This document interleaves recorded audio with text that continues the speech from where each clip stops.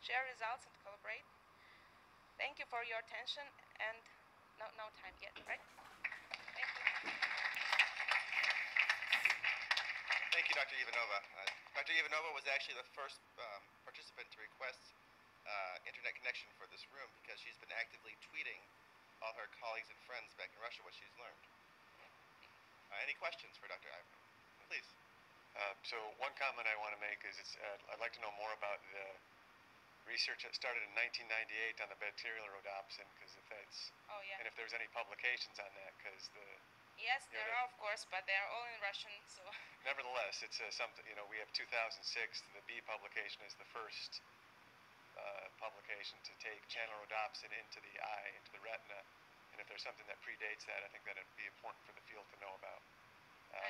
Secondly, I guess you mentioned my name in your talk, so I need to respond in some way. I think another important functional reason for continuing cortical prosthesis research is access to the foveal area and the potential for high acuity vision. In the retina, the fovea is maybe 300 microns wide at the photoreceptor level and maybe a little more spread out. But in the cortex, it's much larger, of course, because of the expansion. And so if we really want high acuity vision, reading the print like in this program, I think a cortical implant is really the best hope for that. So that's in addition to treating other conditions, there's functional reasons as well to continue these types of efforts. I highly appreciate your comment. It is really. So about rhodopsin and bacterial rhodopsin, it is really a very interesting thing. I'm sorry not to know so much about it, but all I know is that we can produce small, thin films of naturally synthesized layers which respond to a light. So, as we know, retina has 10 layers, and major processes of image processing are in the retina. So, this attempt was to find out if rhodopsin can be easily inserted into this polymer field to make like a small facet, small quadrants in the film to make it answer to a light stimuli and to create on and off answers as in a real retina. So what we were doing is we were collaborating with the Alger Institute in Russia, and they provided us the material. We planted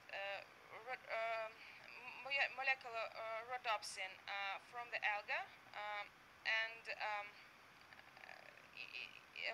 bacteria. Algae contain some stains of bacteria, and those bacteria contain rhodopsin, and we were trying to obtain this rhodopsin and put it in their thin film, and we poured a light on that film. And I'm not so sure because it is all I know from my mentor, because I joined the laboratory in 2005 and this experiment was in 1998. So I just tell everything I know about it. So we put rhodopsin in the, how do you say it, small place in the, like a quadrant on the film, and there are hundreds of quadrants in that surface. And we pour a light, and we tried to